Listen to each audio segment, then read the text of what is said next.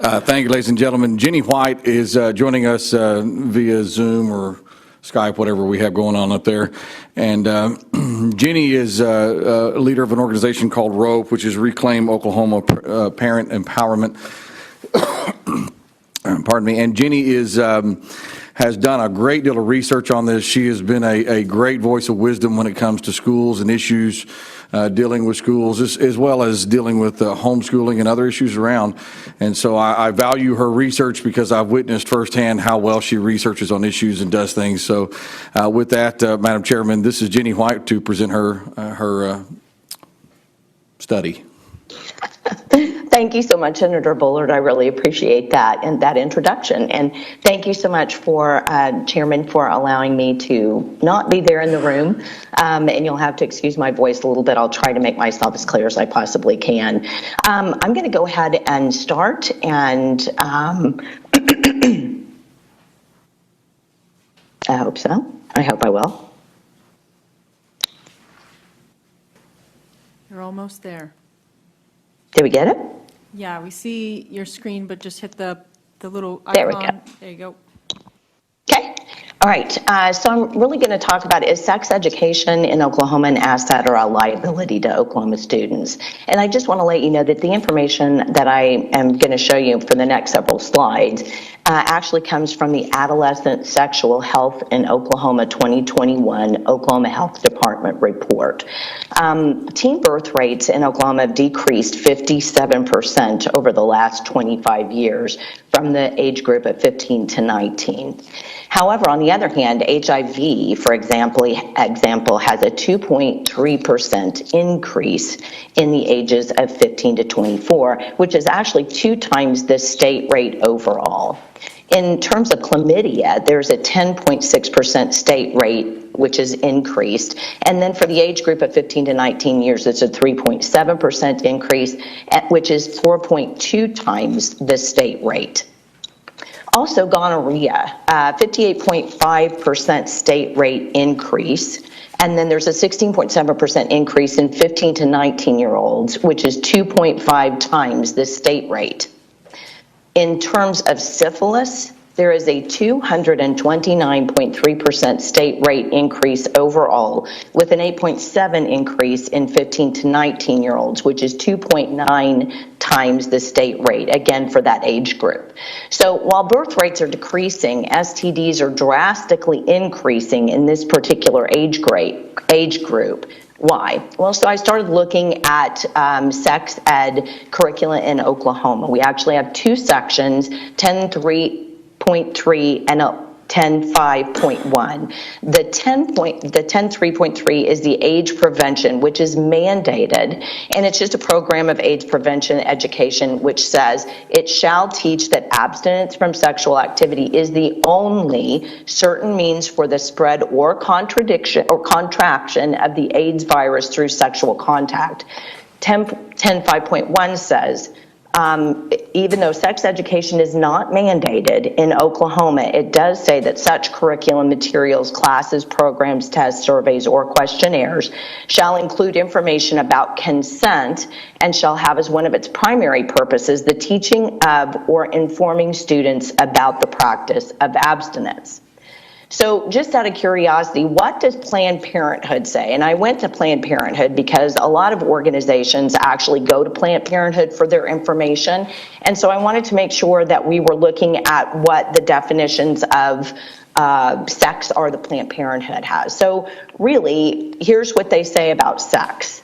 How do people have sex? Sex is one size fits all. What feels good to you might not be right for somebody else. Everyone's different when it comes to sexual behaviors and desires, but here are some kinds of common sexual activity. And it goes through that whole list: masturbation, oral, vaginal, anal sex, kissing, rubbing your bodies together, using sex toys, phone sex or sexting, reading or watching porn. And then it actually says people get turned on by different things, so communicating about what you like or don't like lets your partner know what's okay and off limits. That is consent. That's what we're required to have in the law by the bill that was introduced by Representative Kay Floyd. And basically, so Planned Parenthood is just saying sex is commonly a range of activities, not a singular act. I think that's very important, that we need to actually think on what these definitions are, because they're not the same ones that some of us used to have. So let's look at what their definition of abstinence is. Well, they say for some people, abstinence means not doing any kind of sexual stuff with another person, including vaginal, oral, and anal sex.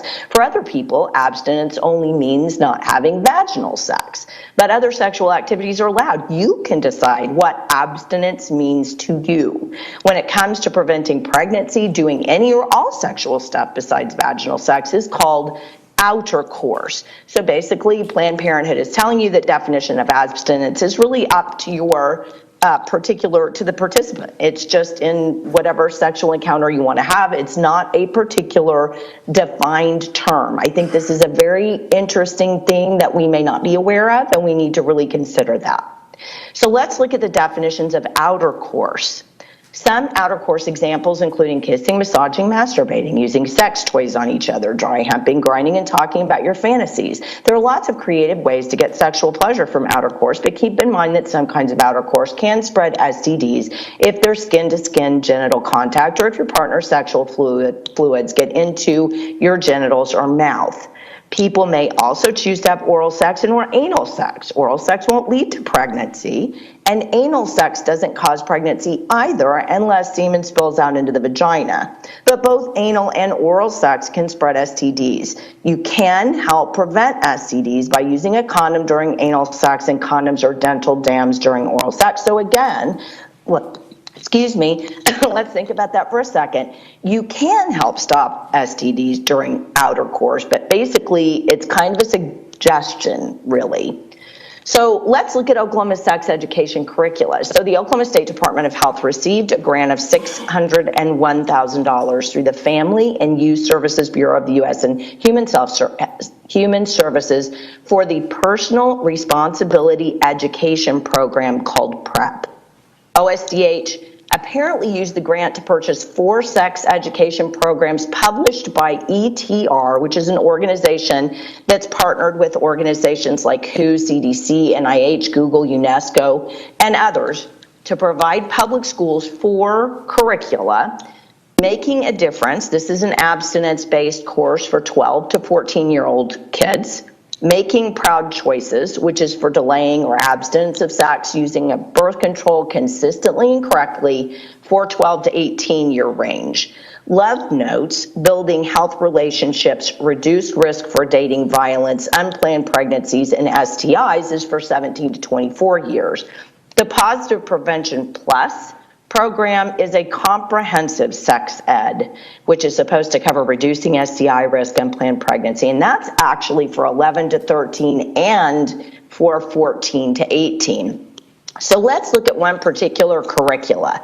This is called Making a Difference. It's the one that's supposed to be abstinence-based for 12 to 14 years. So I've actually taken a screenshot here, and this actually comes from comprehensivesexualityeducation.org, which is an organization that talks about kind of the perils, if you will, of comprehensive sex ed for children under 18. So let's look at Making a Difference. If you go out and you look at that particular curriculum online, it really looks not bad at all. I mean, I looked at it, and I have 5 kids. Almost all of them are over the age of 18. And I thought, well, this doesn't look too horrible. But then you look at the facilitator's guide, and I think that's what we really need to stress is that when parents go in, because don't forget, by the parental rights bill, all parents have the right to see curriculum being taught to their children.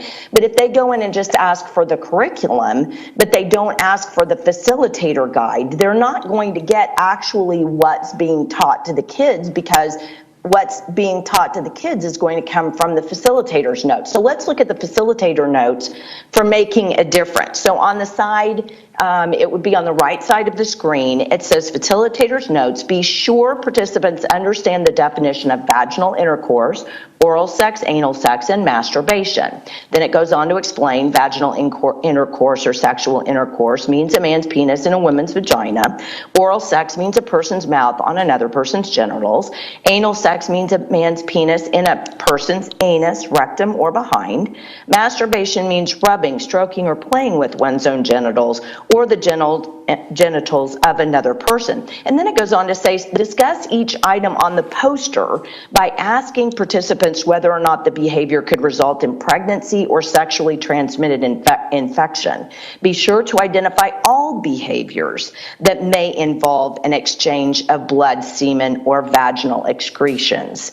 Participants may suggest behaviors besides oral, anal, and vaginal intercourse which will transmit disease. Then ask, why won't everybody want to engage in all of these behaviors?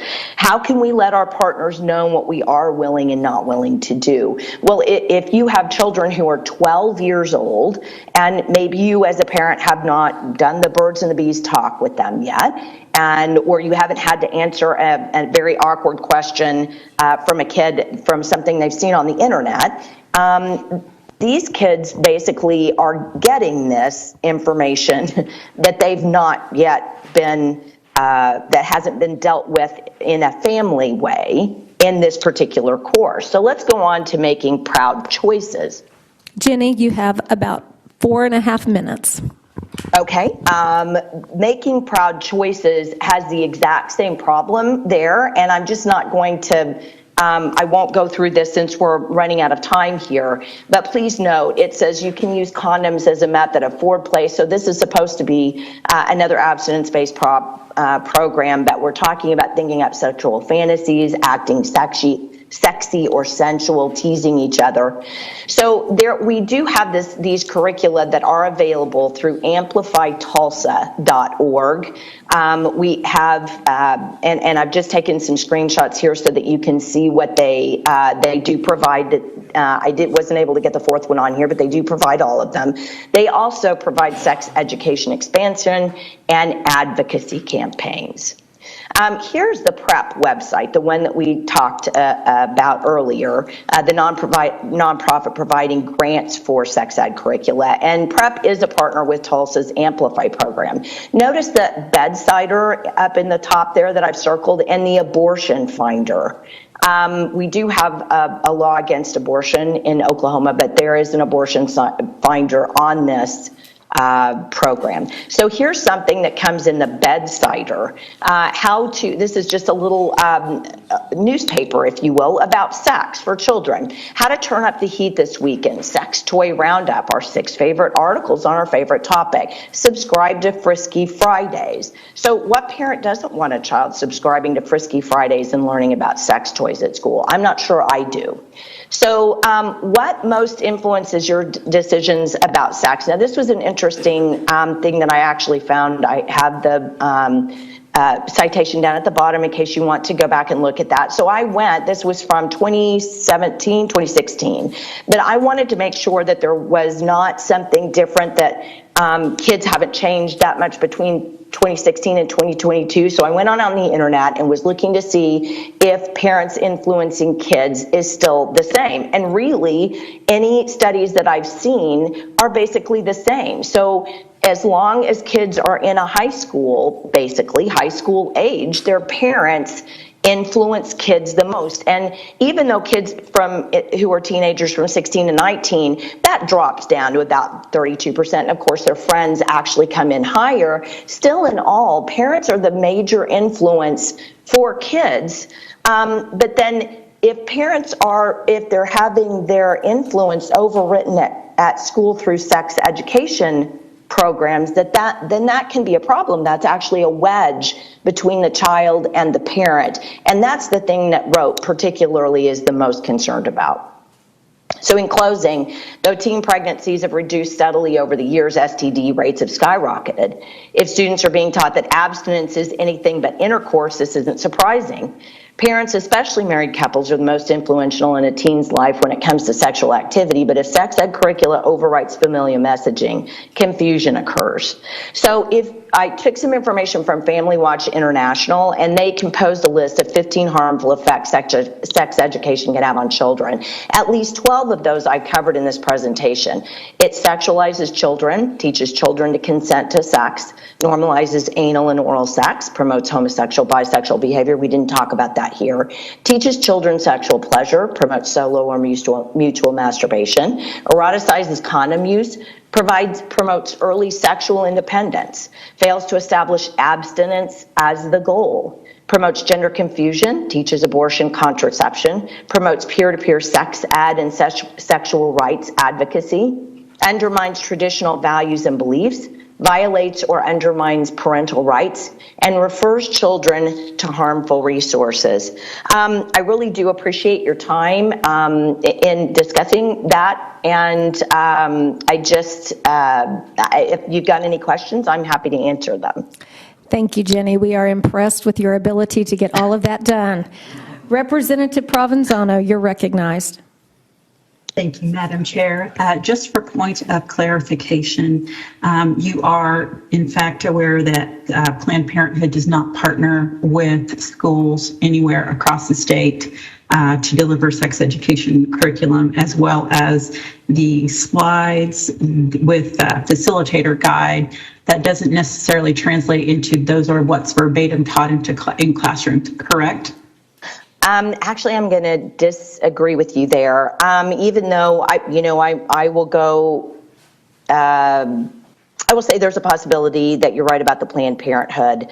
I was unable to find, I didn't just even have time to actually find that, but I will tell you this, in the number of things that I researched online, and I did quite a bit of research, Planned Parenthood is always referred to in one way or another, and particularly on our Oklahoma State Department of Health website, Planned Parenthood is referred to. In terms of, and I think I forgot your second part of the question, so if you could give that one to me again. Certainly, the facilitator's guide does not necessarily mean that the pages that you posted on your slide are what is taught to kids. It's like you may hear this, you are supposed to solicit opinions, and it's my understanding that the training is quite rigid from the Oklahoma State Department of Health. So that's my first question. I will have one follow-up.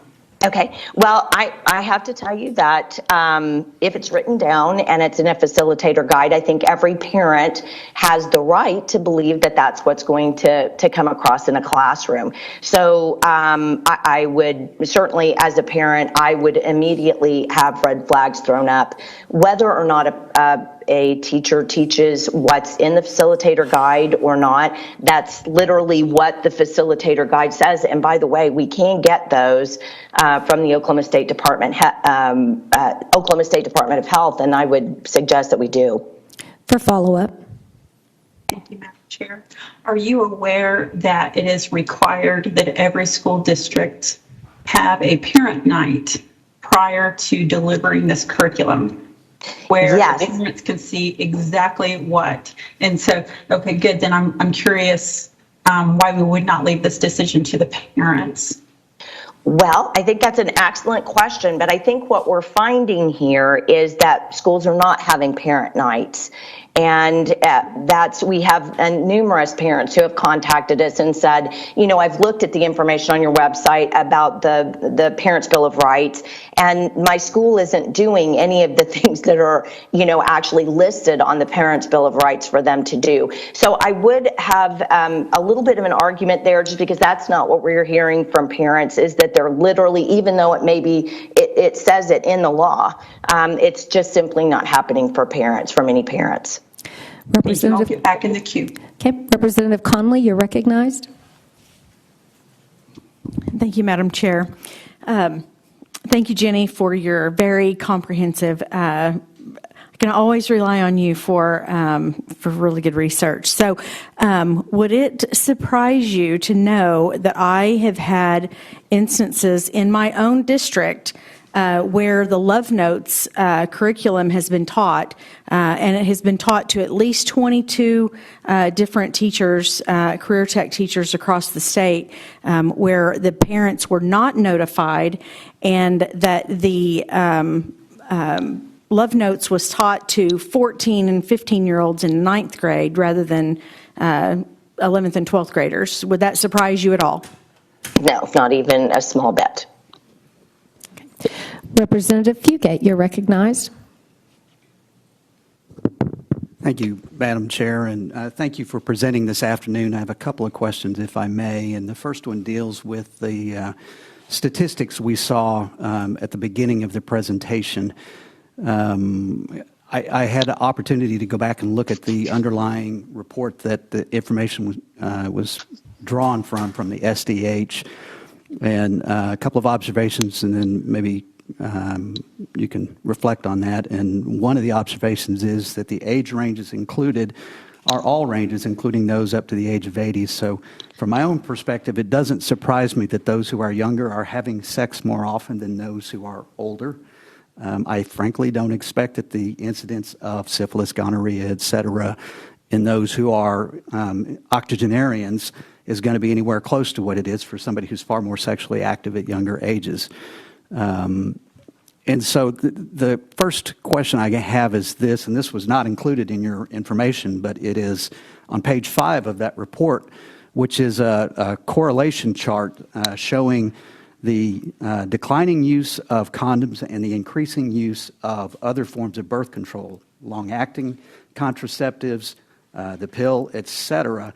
And does it surprise you that we see an increase in STDs, STIs, because, frankly, the state of Oklahoma is not using barrier contraception anymore, per the report?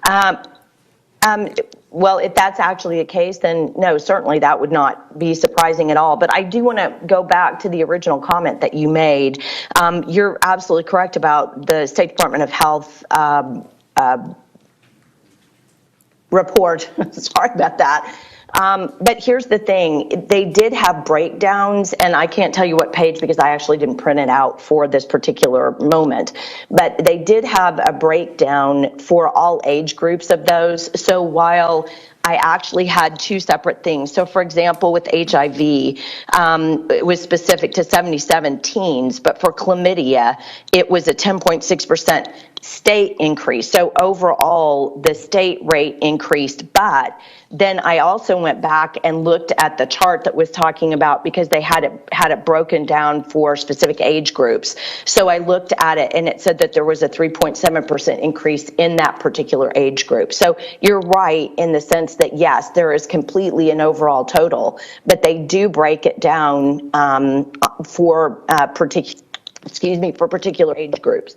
And that's exactly right. That's on, if I may. Okay, members, we're going to lock the queue, so after Provenzano's next follow-up question, we will stop with you, Jenny. You're recognized, Representative. Thank you, Madam Chair. So that information's on page 10 when it talks about syphilis, and it talks about Oklahoma's incidence of teen syphilis and chlamydia and gonorrhea being much higher than it is nationally. But it's also worth noting that the state of Oklahoma itself is top 5 in all of those categories. And that's a sad correlation with those states that focus strictly or primarily on abstinence as the single greatest motivator or means of keeping people from contracting STIs, STDs, as well as pregnancy. The second question, then, if I may, would you inform the group about what are the parental notification requirements per the law, as well as the opt-in, opt-out requirements? Oh my goodness. Well, that would be a very long discussion, actually, because the parental rights bill does include numerous. Parents can look at curricula. Parents have a right to see, to go in and make an appointment with their teacher and look and see there's a whole group of things in the parental bill of rights. Those are things included today in statute. Right. Title 70, Section 11105, and Title 70, Section 11106 talk specifically about those rights of parents that they have today, not new language, right?